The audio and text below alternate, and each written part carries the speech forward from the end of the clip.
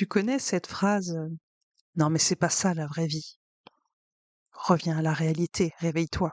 C'est pas ça la vraie vie». J'y repensé l'autre jour en pensant à ces personnes qui ont des vies hors normes, des vies, «extraordinaires» entre guillemets, des vies, extravagantes parfois, des personnes qui ont, beaucoup d'argent, qui, parfois n'ont pas besoin de travailler ou en tout cas pas le travail dans le sens où on l'entend communément. Des personnes qui, s'achètent des articles de luxe magnifiques parce que ça leur fait plaisir, des personnes qui, vont à des événements people, des personnes qui, voyagent, hem, ultra spontanément, enfin voilà, c'est leur norme de voyager, des personnes, heu, des personnes qui vont avoir, un chef cuistot personnel, un coiffeur personnel, un maquilleur personnel, des personnes qui vont régulièrement organiser des énormes événements avec, plein de prestataires qui s'occupent de tout. Enfin, voilà, je pensais à tout ça et du coup, je regardais tout ça en pensant à ce: «Ouais, mais c'est pas ça la vraie vie. Là, c'est une vie extraordinaire, là, c'est des gens qui font des trucs un peu bizarres, un peu spéciaux, mais c'est pas ça la vraie vie».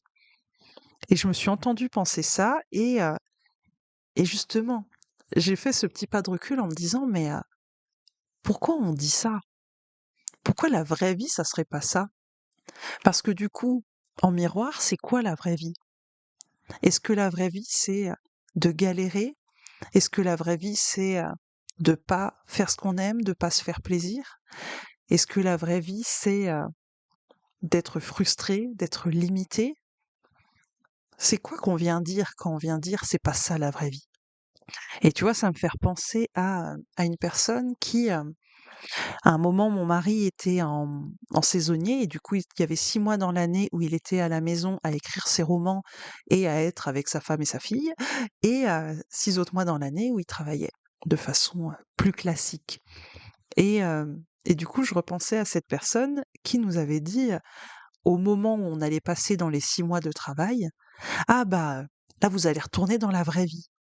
Et déjà là, ça m'avait tiqué. Je m'étais dit: «Mais à quel moment la vraie vie, c'est pas d'être à la maison à écrire des romans avec ta femme et ta fille?»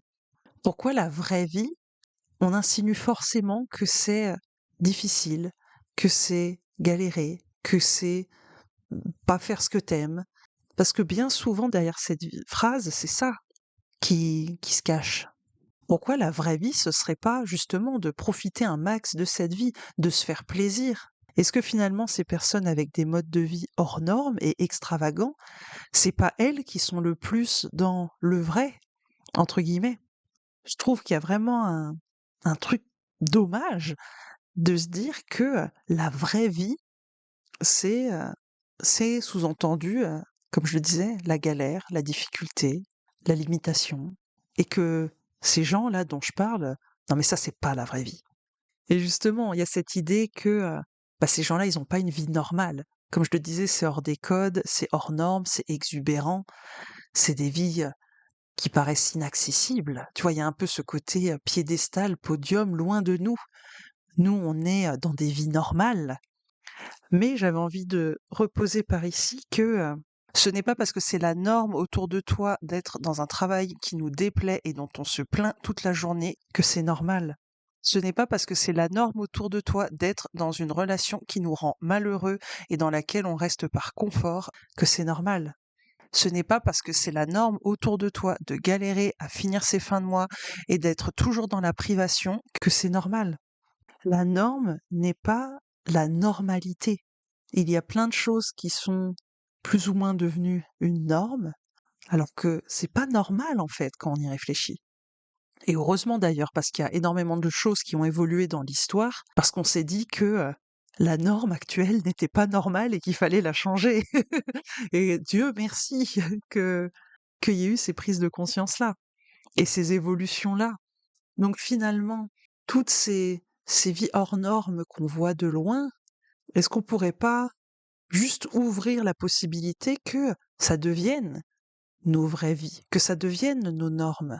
Alors je parle pas dans le détail de, ce que vivent et font ces personnes-là, mais plus en fait dans, dans la grosse idée principale qui pour moi est derrière la vie normale, le plaisir est pas prioritaire. La vie normale, c'est pas se faire plaisir, kiffer sa vie, profiter, qui est au centre. La vraie vie, c'est une forme de galère. Et pour moi, ça, c'est une sorte de norme qui n'est pas normale. J'ai pas envie, pour moi, que la vraie vie, ça soit ce qu'on sous-entend derrière. Pour moi, la vraie vie, c'est de se sentir vivant, vivante dans sa vie. C'est de kiffer sa vie, de faire des choses qui nous font plaisir, d'acheter des choses qui nous font vibrer, de vivre des expériences qui nous font nous sentir vivants, vivantes, encore une fois. Si la vraie vie, c'est de se sentir éteint dans sa vie, bah, je vois pas ce qu'il y a de vivant là-dedans. Donc, invitation à se questionner sur c'est quoi la vraie vie dans ce qu'on entend actuellement et c'est quoi qui n'est pas la vraie vie. Et là-dedans, qu'est-ce qu'on veut vraiment en fait? Qu'est-ce qu'on accepte? Qu'est-ce qu'on tolère? Qu'est-ce qu'on choisit comme normal? Et qu'est-ce qu'on choisit comme étant notre norme à nous? Qu'est-ce qu'on choisit d'accepter? Qu'est-ce qu'on choisit de tolérer? Qu'est-ce qu'on choisit de transformer? Et pour reprendre l'exemple dont je te parlais des 6 mois où on était tous ensemble et 6 mois où mon mari travaillait en saisonnier, pour moi, quand il retournait travailler, c'était ça qui était pas normal. Notre vie normale à nous, c'était d'être tous ensemble à la maison et de chacun faire une activité qui nous plaît, qui nous nourrit. Donc, qu'est-ce qui est normal pour toi? Qu'est-ce que tu aimerais qu'il soit normal pour toi? Je te remercie pour ton écoute jusqu'ici. Si ce partage t'a plu, je t'invite à rejoindre ma newsletter pour recevoir les messages exclusifs que j'écris et ne partage que là-bas. Tu peux également visiter mon site pour découvrir les possibilités d'aller plus loin avec moi et voir si l'une d'elles t'attire aujourd'hui. Merci encore pour ta présence et pour ton écoute et à bientôt pour un prochain épisode.